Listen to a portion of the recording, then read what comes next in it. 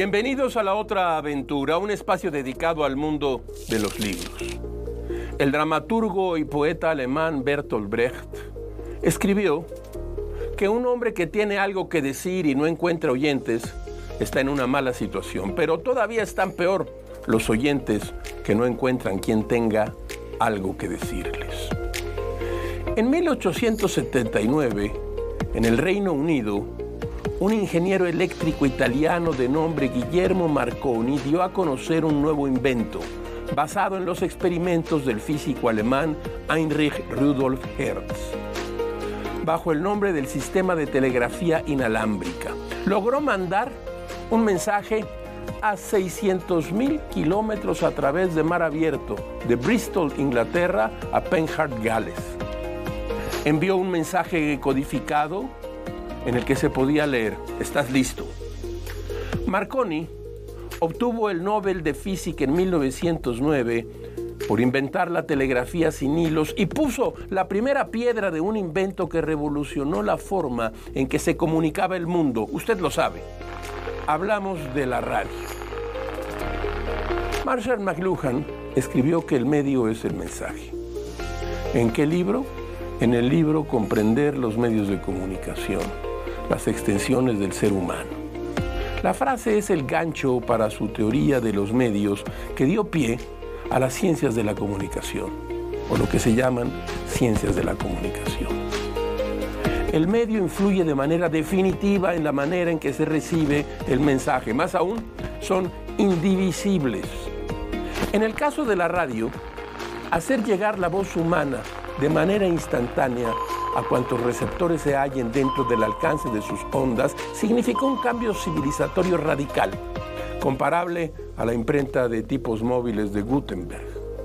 Hoy hablaremos de la radio, de las ciudades que acogieron este invento de mensajes invisibles, de la literatura de la que se valió para poblar el tiempo-aire y del influjo que tuvieron estos aparatos al inicio casi mágico, en los escritores y sus letras. Quédese unos minutos con nosotros, tal vez tenga los años para recordar los días de la radio, el hechizo de la voz sin cuerpo. Si no lo tiene esa edad, entonces escuchará una historia que le va a interesar. Como todas las semanas, les recuerdo que fue Adolfo Bioy Casares quien escribió que leer era la otra aventura y que la primera era probablemente la vida misma. Estamos pues en la otra aventura y en los días de la radio.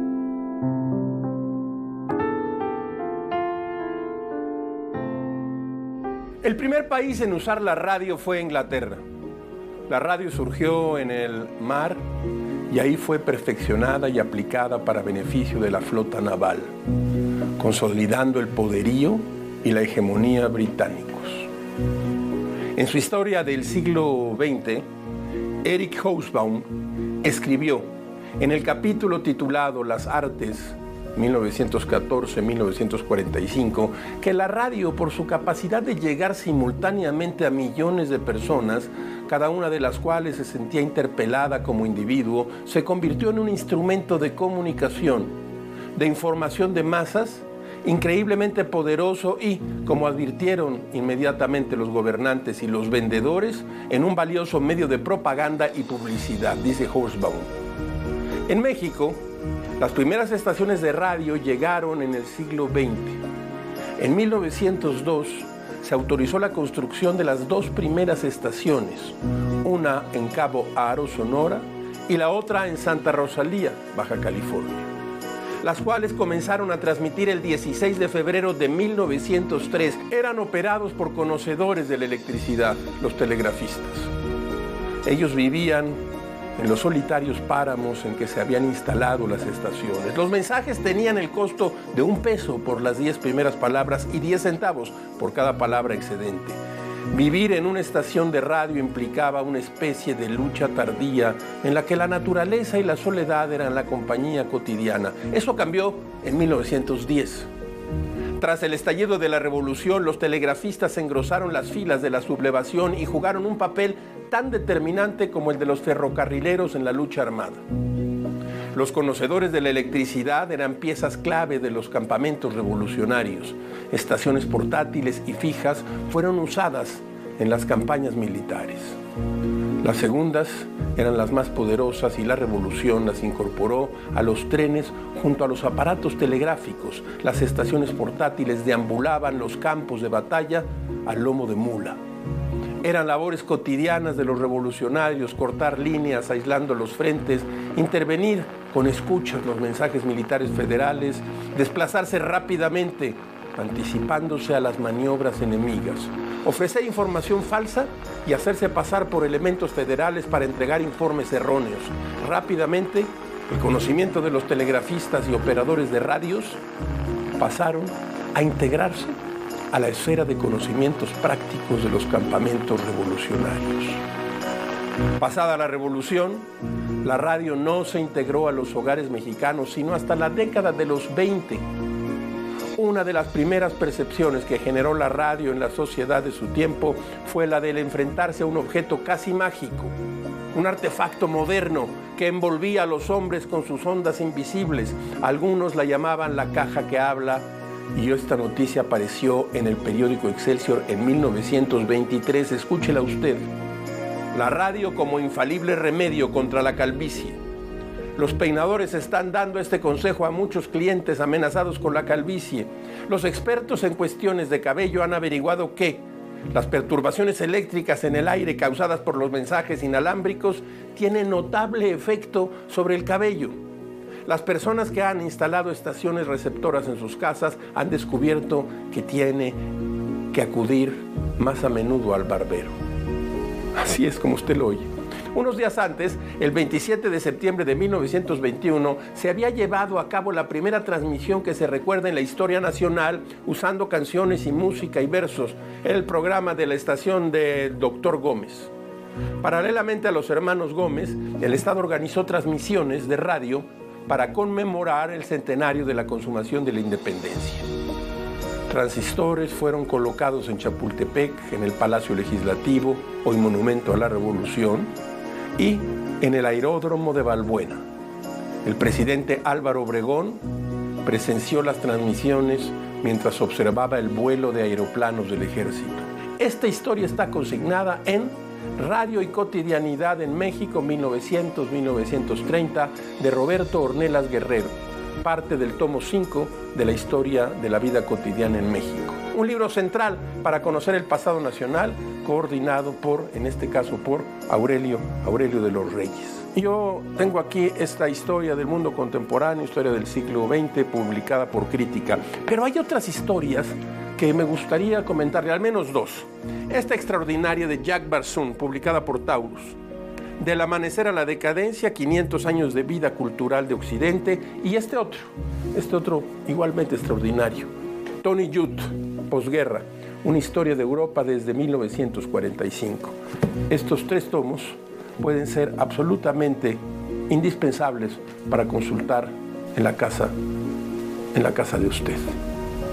La radio, la vida cotidiana, la historia de México.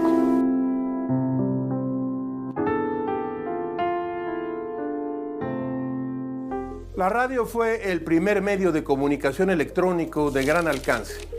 Los formatos de la radio son, en gran medida, el preludio de las formas de interacción inmediata, masiva y a distancia de los medios de comunicación digitales de la actualidad, así como usted lo oye. En un texto titulado México canta y escucha, que forma parte del libro Viajes en la América Ignota, Jorge Ibargüengoitia, usted lo conoce, nos dice lo siguiente. El invento científico que más ha transformado la sociedad mexicana no es ni la locomotora, ni el teléfono, ni la energía atómica. No es ni siquiera, y a pesar de la enorme importancia que esta ha tenido, la tortilladora automática. La tortilladora ocupa un triste segundo lugar. El invento fundamental en la transformación de nuestra cultura es la radio de transistores. Los mexicanos, como los italianos, son músicos de nacimiento. Cada niño que se agrega a nuestra ya inflada población es un mariachi innato o una cancionera. Antiguamente no se podía uno acercar a los lavaderos públicos porque estaban llenos de mujeres cantando, cada una a su manera, el amor fingido, traicionado. ¿Qué tiempos aquellos? Todo ha cambiado. La radio, dice Ibargüengoitia, cambió la vida sentimental de los mexicanos. Antes de la radio, asegura el escritor, Las declaraciones amorosas se realizaban junto a una sinfonola, mediante una selección de canciones solicitadas por el valeroso galán para su damisela. Quienes escuchaban las canciones eran vecinos, amigos y compañeros de tertulia. Después llegó la radio y lo único que hacía falta para dedicar una canción de amor era levantar el teléfono. Los radioescuchas, que en su mayoría no sabían ni conocían a los interesados, tenían que escuchar la canción dedicada. Hoy leemos, escuchamos y vemos cosas que no nos interesan ni afectan nuestra vida cotidiana, ni tenemos capacidad de interpretarlas a cada segundo. ¿Qué pensaría Ibargüengoitia de las redes sociales?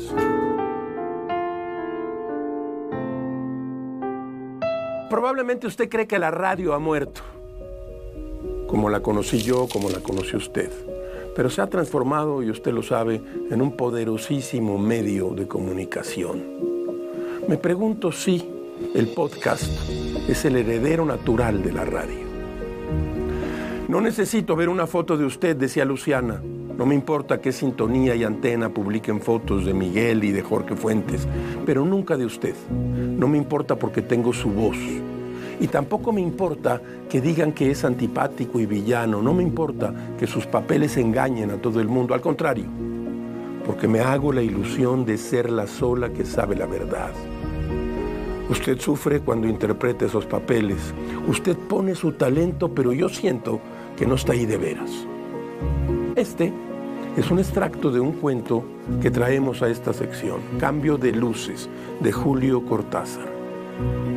Traemos, como otras ocasiones, este libro de Alfaguara, de cuentos completos de Cortázar. Es la historia de un actor de radionovelas que recibe cartas de una admiradora. Las sinfonías invisibles en el espacio y en el tiempo, las relaciones entre aparentes desconocidos, el amor entre la voz y la palabra escrita fueron leña verde en la hoguera en que el gigante argentino ramó su literatura. Hemos traído el inicio de este cuento de desamor y ondas sonoras, cambio de luces, Cortázar en grandes inicios, aquí en La Otra Aventura. Esos jueves al caer la noche, cuando Lemos me llamaba después del ensayo en Radio Belgrano y entre dos insanos los proyectos de nuevas piezas, tener que escuchárselos con tantas ganas de irme a la calle y olvidarme del radioteatro por 2 o 3 siglos.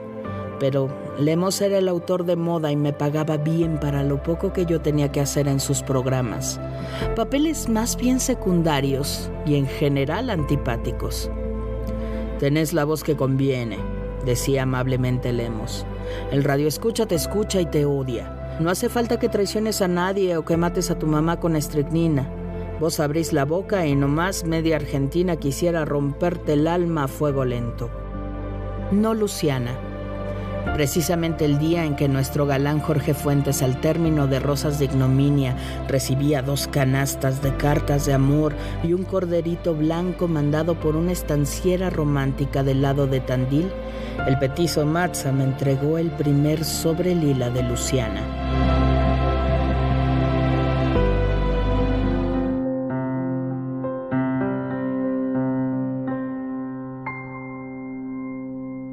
La información que buscas la encuentras con nosotros. En ADN 40 seguimos en un cambio continuo que nos permite seguir compartiendo contigo toda la información de México y del mundo. Conocemos todos los ángulos de la noticia y te los presentamos estés donde estés.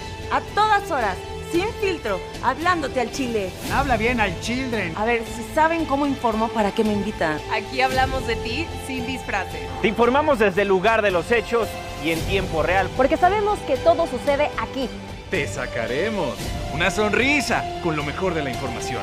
Hablaremos de todo. Pues ya sácate las internacionales, ¿eh? ¿Las rusas? Las notas internacionales. En ADN 40 te escuchamos. Porque la noticia la vivimos todos. Y que tanto tú como yo somos parte de... Porque sabemos que la noticia la sentimos todos. La nueva forma de hacer periodismo está aquí. ADN 40, siempre conmigo.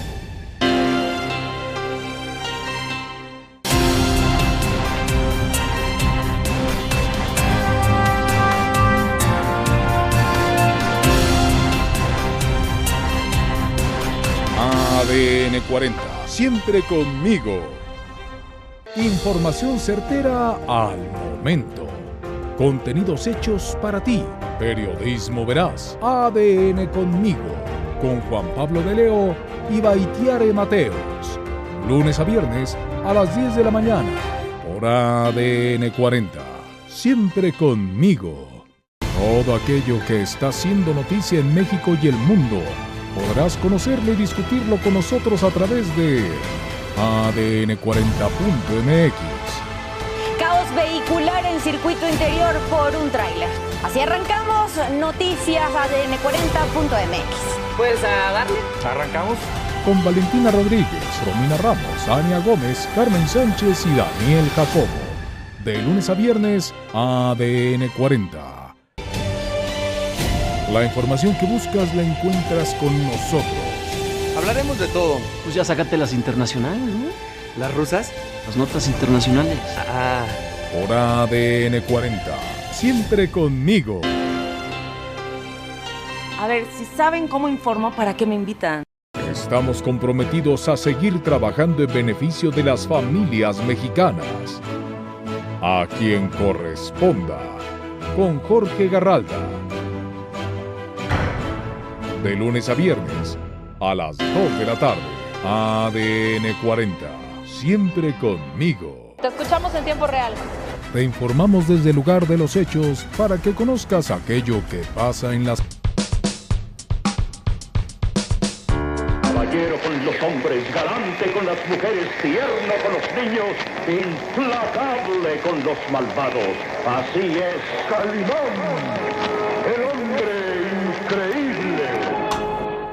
Calimán fue una de las radionovelas de mi infancia.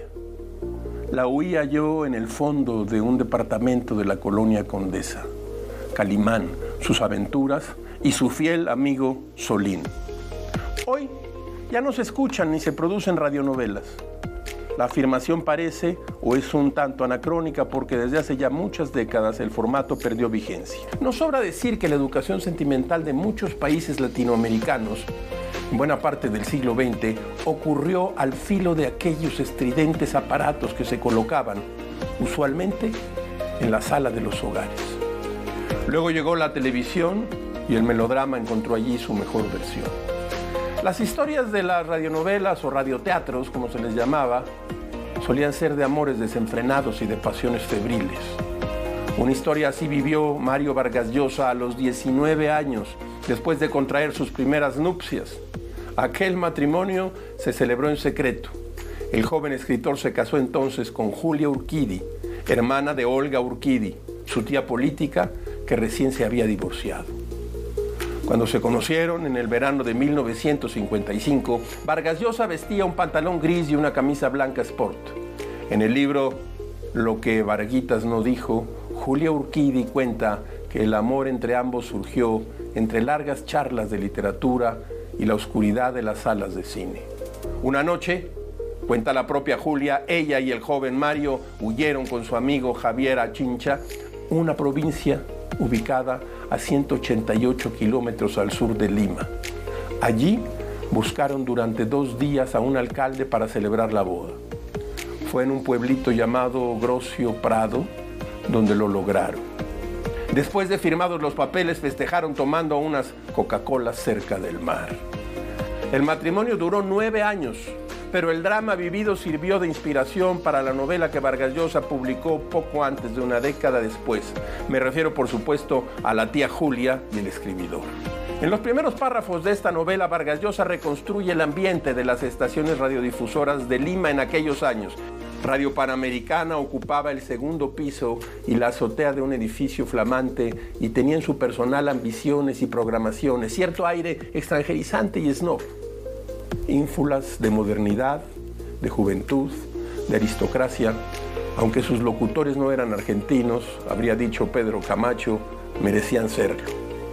Se pasaba música, mucha música, abundante jazz y rock y una pizca de clásica.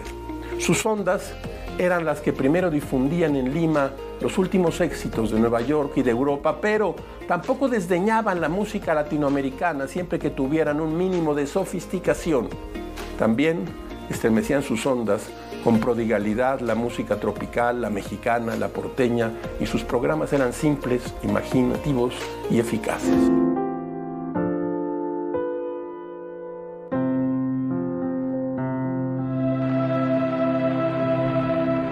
En 1938 en Estados Unidos, solo los que sintonizaron su radio desde el inicio del programa escucharon que lo que vendría a continuación era una dramatización de la famosa novela de H.G. Wells, La Guerra de los Mundos. La gran mayoría de radioescuchas sintonizó la CBS hacia las 8 de la mañana y escuchó la voz del locutor que decía muy seriamente: «Damas y caballeros, tengo que anunciarles una grave noticia. Por increíble que parezca, tanto las observaciones científicas como la más palpable realidad nos obligan a creer que los extraños seres que han aterrizado esta noche en una zona rural de Jersey son la vanguardia de un ejército invasor procedente del planeta Marte». Era la voz de Orson Welles, un actor de teatro de 23 años que empezaba una de las carreras artísticas más importantes del siglo XX. Años más tarde aparecería bajo su dirección El Ciudadano Kane, la película más influyente de su época y el filme que se convirtió en un clásico indiscutible de la historia del cine. Aquella transmisión desató pánico real en la audiencia. Fue hasta el minuto 40 que Wells recordó al público que se trataba de pura ficción. Cientos de personas ya habían tomado sus coches y huían sin saber bien a dónde, congestionando las avenidas y vaciando los supermercados para abastecerse. La transmisión se hizo con motivo de la noche de Halloween y tal vez ninguna broma macabra haya llegado tan lejos. No duró más de 1 hora la narración, pero el suceso puso de manifiesto el poder de los medios de comunicación masivos. Era una advertencia que desoímos. Una historia genial adaptada por un par de guionistas que, con el afán de aterrorizar por unos momentos a los radioescuchas, cambiaron las reglas de lo que se podía o no hacer durante las transmisiones de radio.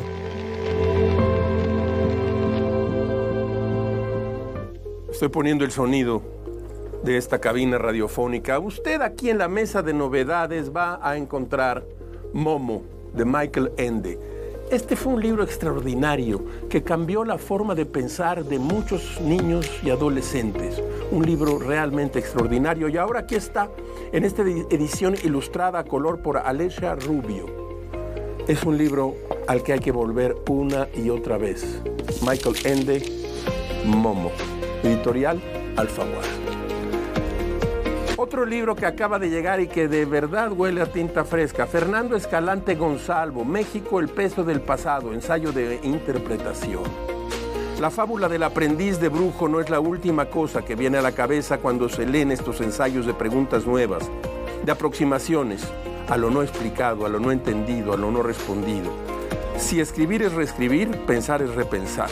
México, el peso del pasado, es sobre todas las cosas una invitación a pensar, dice Héctor Aguilar Camín en el prólogo de este libro de Fernando Escalante Gonzalvo, publicado por Cal y Arena.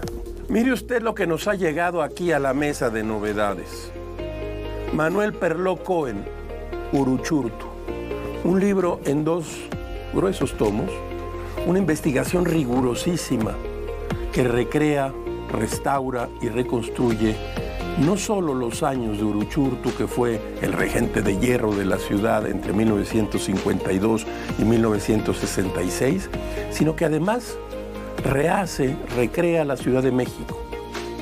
Habla de la política de entonces. Yo me detuve un poco con cierta deformación profesional en la sucesión de 1959, es decir, cuando Ruiz Cortines tenía que decidir entre los siguientes personajes: Carvajal, Flores Muñoz, Morones Prieto y Uruchurtu.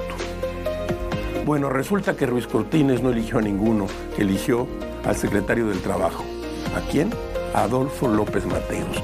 Estos 2 libros son realmente notables. Voy a volver sobre ellos aquí en este programa, no una, sino 2 o 3 veces. Está publicado por la UNAM. Y vuelvo a preguntar, ¿por qué la UNAM no hace circular estos libros realmente extraordinarios? Uruchurtu, de Manuel Perló Cohen.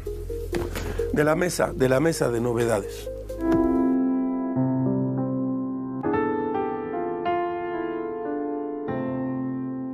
El 8 de enero de 1986, Fernando del Paso, que en ese entonces trabajaba en Radio Francia Internacional, se enteró de la muerte de Juan Rulfo.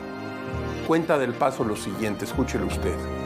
Era cerca de la 1 de la mañana, la hora de recolectar los cables para elaborar el primer noticiero de la noche que debería transmitirse por onda corta a todo el continente latinoamericano. Yo era periodista y locutor en turno de esa noche. Anuncié, si no al planeta entero, sí al mundo de habla hispana, el fallecimiento del escritor mexicano Juan Rulfo. Del Paso y Rulfo habían tenido una gran amistad. Del Paso se sintió en deuda y decidió escribir una carta dedicada a Rulfo de manera póstuma. Aquellas líneas, aquellos versos dicen así. ¿A qué no sabes con qué me salieron el otro día, Juan? Ni te imaginas. No sabes las cosas que dice la gente cuando no tiene nada que decir. Pues fíjate que andaba yo por París, porque te dije que venía a París, ¿no es cierto? Bueno, te lo estoy diciendo. Andaba yo por aquí, no te diré que muy quitado de la pena, porque ahorita tengo varios problemas que no viene al caso contar, cuando de sopetón, así de sopetón, me dicen que nos habías dejado. Del Paso grabó su texto en una cinta electromagnética. Sus palabras fueron transmitidas en diferentes y múltiples radiodifusoras. Ese mismo año, por la carta a Juan Rulfo, la Radio Nacional de España decidió otorgarle el premio al mejor programa de lengua española de carácter literario. Del Paso, Rulfo y el radio.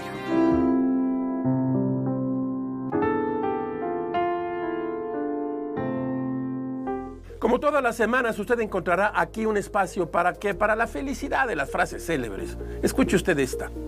Nunca escucho la radio.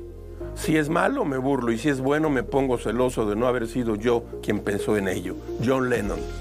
Hemos llegado al final de esta emisión y de esta aventura, aquí en esta cabina radiofónica. Soy Rafael Pérez Gay y los espero aquí la próxima semana. Abres una puerta y aparece un mundo. Eso es un libro.